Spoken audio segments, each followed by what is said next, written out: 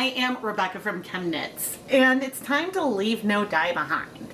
I have a lot of different dye stocks here that are either empty with just a little bit of powder on the bottom or a little bit of liquid in them, or in the case of a yellow, have so little liquid in there that it's not going to make much of a difference. So let's use this last little bit up and dye some yarn. I set up my 8-quart pot, about half full of water, and added some of that brilliant yellow dye. This was the dye that technically I had the most of, but the other colors may be more pigmented, so they could still make a big impact later on. For reference, the other colors that I have are Caribbean Blue, Intense Iris, and Electric Violet. All of these are Dharma acid dyes. To our dye pot, I added 5 tablespoons of white vinegar. Again, just playing fast and loose with all the measurements and everything today. And then let it heat up a little bit before bringing over the yarn. My plan is to take the yarn, move it through the dye, take one of the nearly empty dye stocks, fill it up with water, pour that over everything in the pan, move the yarn around, and repeat.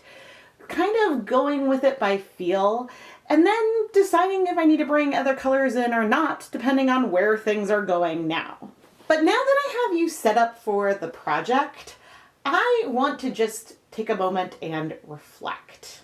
My goal today, as I'm emptying these dye stock bottles, is to clean out as many of them as I can to make space for new dye stocks for the new year. Now, some of these were now completely empty because I just used up the last amount of dye on another project.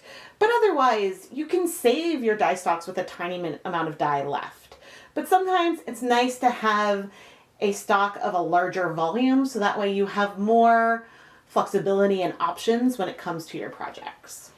The other reason why I've decided to do this video as sort of a mega time-lapse, even though it may not be sped up that much, with this reflective voiceover, is that I'm recovering from an injury.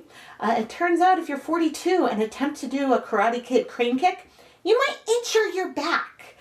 Don't worry, I am recovering. My pride is very wounded, but the pain is getting better and better every day. But I digress. I want to talk about how I overthink my color choices. And this isn't something I do all the time, but I feel like I overthink things a lot because not only do I want to create beautiful colorways, but I want to have variety in the colorways, not that just I'll be adding to my shop, but also a variety in the colors I show in my videos. I don't want to be too repetitive. And one issue I have is that when I have a lot of dye stocks left over, sometimes I'm more likely to go and pull from those colors to use those colors from a project than I am to go and mix a new liquid dye or pull from other colors I have in my stash. And so this leads me into a bit of a trap almost, because I'll make up a lot of a dye stock when I'm going to dye a lot of a color for, say, a Hanukkah or a special colorway. And then sometimes I'll mix way too much and have a lot of that left over. And then I'm using that color over and over and over in many videos because I'm trying to use up the dye stock. So some of the repetitiveness happens because poor planning, or not poor planning, just what I have. And I go through phases with the techniques I like to do, whether I'm liking to use liquid dyes or go directly from dye powder. It honestly depends on my mood and what techniques I've done recently that have really stuck in my brain that I want to play with more and more. I suppose one issue with having hundreds, maybe even thousands at this point of videos is that I'm bound to repeat myself. I cannot remember clearly every single project, but after years of dyeing, I still overthink and trying to create something new in a combination I haven't done before. But at the very least, because as I continue to grow as a dyer, even if I'm using the exact same palette and technique, the results can be very different because I have evolved as a person, as have my techniques. A lot of times when I'm trying to pick colors for a video, I have a few constraints I put on myself. If it's a lab partner video, then I want to take the color preferences of my lab partner into account. And very frequently, those involve no yellow, orange, or brown. Those tend to be the most requested colors for me to avoid, which isn't a bad thing. I still try to bring those colors in at other times, but that does mean that my color selections lean onto a cooler toned palette, which tend to be my personal preference anyway. The other thing I do try to consider is looking at the thumbnails of videos that I've either recently published or that are coming up. I try to post things in such a way so that way you're not going to see me dye 5 red and pink yarns all in succession. Just because I want to keep it interesting and have variety.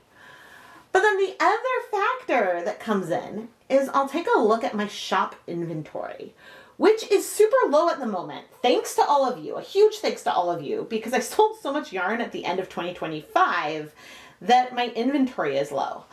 So I will go to my shop page and scroll through the fingering weight yarn, the DK weight yarn, and see what colors I have that haven't sold as I go and pick colors to dye for a new project.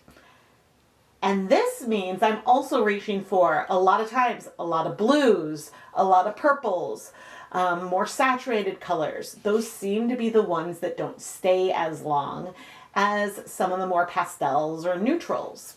Which again, it isn't a bad thing. I like to have variety in the inventory. But this can also not limit me, because I can obviously create whatever I want, but means that I'm more likely to play with similar palettes because those are the ones that I feel like I need to restock in my shop. And bringing all of these things together, I really overthink things. For example, at the beginning of 2026, I knew I wanted the first video to be a scribble dyeing video.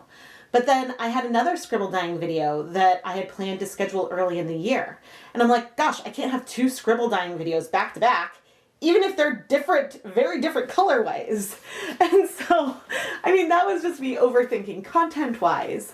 But sometimes something similar happens with color, in that I'll plan to have 2 pretty different techniques filmed at very different time points that originally I planned to publish next to each other.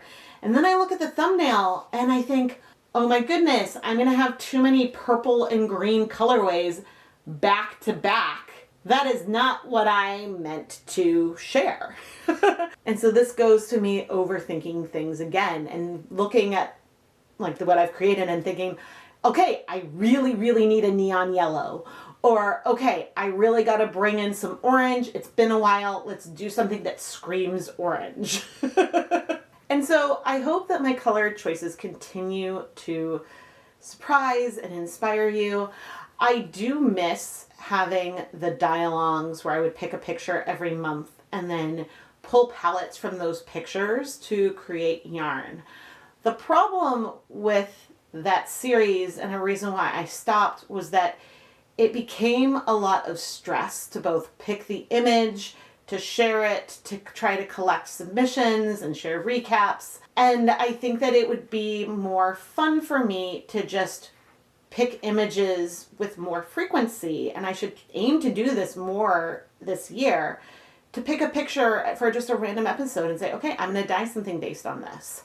Or maybe, gosh, I've been wanting to do another random color picker challenge.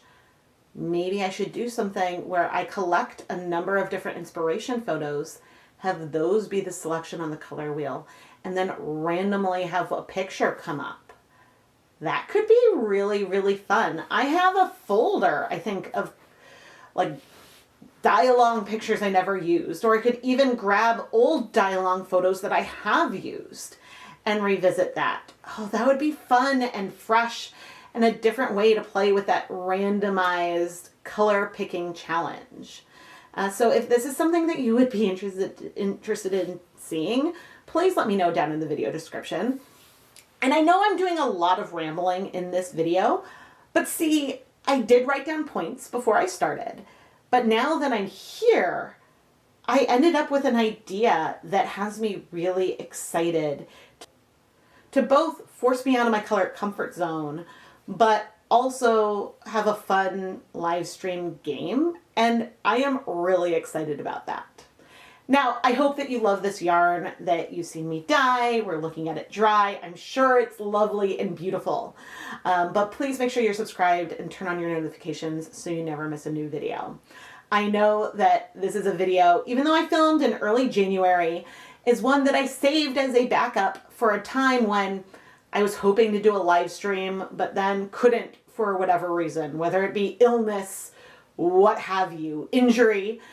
I'm not going to do any more crane kicks. Don't worry. But I think everyone remembers the live stream that I had to cancel because I broke my foot. So somehow this tends to happen to me. Life happens. But I have a lot of fun over here, and I try to share my real thoughts and feelings throughout the whole process, and I really hope that you enjoy watching it. I am Rebecca from ChemKnits, and thank you so much for watching.